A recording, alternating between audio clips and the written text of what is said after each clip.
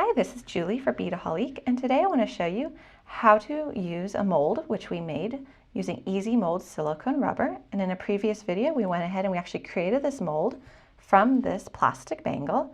And so now I want to reproduce this bangle, but I'd like to do it in a different color, and I want to do it using ice resin. So to begin with, we're going to need to mix up our resin. And I'm going to estimate that I need about 2 ounces for this. So I've got my mixing cup here with measurements along the side. So I'm going to pour 1 ounce of part A.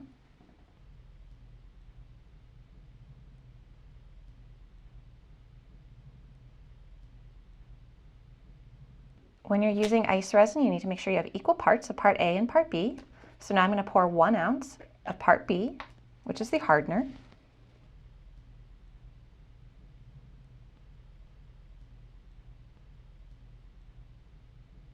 And I'm going to mix these together for a full 2 minutes until they are fully blended together.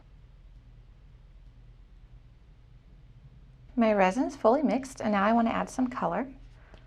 And you can mix colors, so I've got 2 transparent colors right here. I have a green and a yellow. I'm going to do 2 drops of green. And my yellow, for some reason, has lost its topper. I'm just going to do a drop of yellow.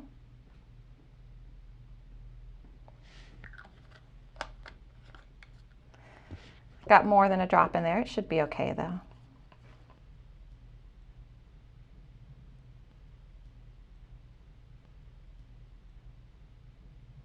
And I can already tell that I want a little bit more green. I add another drop of green. Actually, I think I'll do 2. You notice I put down some protective sheeting over my table. You always want to do that when you're working with resin and pigments. And I'm scraping the sides of my container as I go. I want to make sure this is fully blended.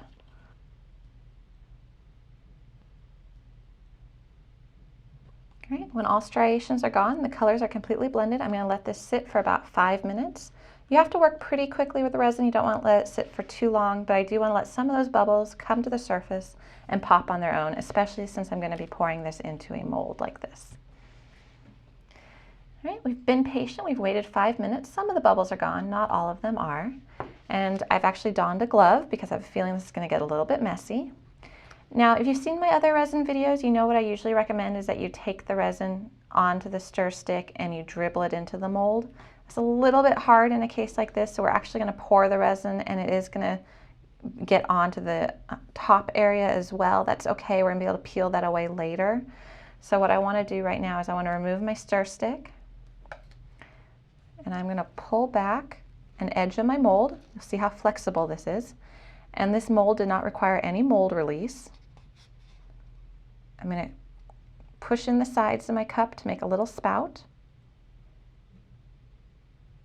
I'm going to pour my resin into my mold.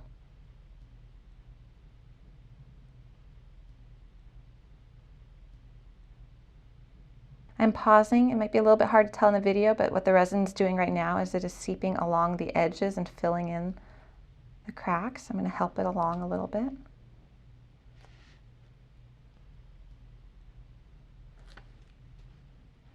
Pour some more.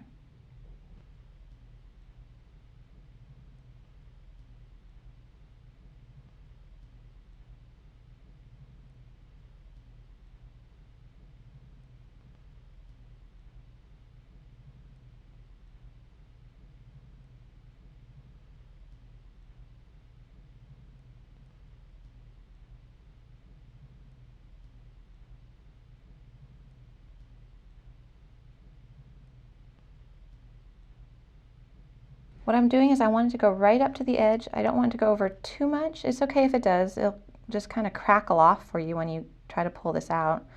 But I just want to make sure it's filled fully. And I know when I made this particular mold, I had a little bit of a clay rim around it to adhere the bangle itself to the container, which I made the mold in. And so that actually gave a little bit of a lip to my bangle bracelet when I pour it. And so I know I'm going to have to sand that down anyways. So I'm up to the top, and I know I'm totally fine for the actual shape of the bangle. So I'm going to let this cure fully for 3 days. Normally you can go ahead and start working with some resin after about 24 hours is hardened, but because of the nature of this mold, the fact that I'm going to really probably have to pry the bangle out, it's going to come out, but I'm guessing from past experience, it's going to give me a little bit of a challenge getting the bangle itself out of the mold, just because of the rounded shape to it where it comes to a tapered point up at the top. So I want to wait 3 full days before I attempt to pull this one out, just to make sure that it's fully cured and I don't do any damage to the bangle itself. And then I can apply some good force to it. So we're going to be patient, we're going to wait, and then we're going to come back in 3 days. We've waited 3 days, and now it's time to remove our bangle bracelet from the mold.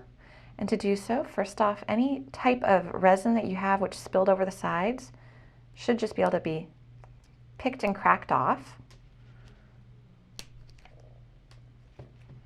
You might have a little, you might have a lot. Just try to remove as much as you can.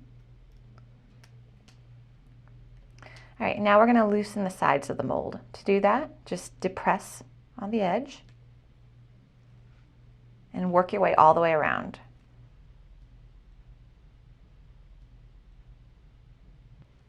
We're going to do that on the inside as well. See if we can pull it away.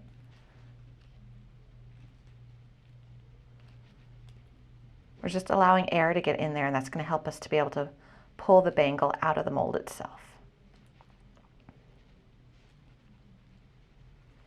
The mold you made is completely reusable, so don't worry about it. You're not going to stretch it too much. It's rubber, it goes back into place.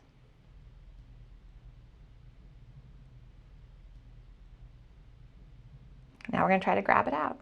To do so, I'm going to pull down a side. I'm going to try to get my fingers under it. I'm going to work my way around the edge, trying to pull it out. It's going to be a little bit easier if you have a ring. The bangle is a little bit more challenging because it does have so much of the mold in the middle that you're trying to release it from.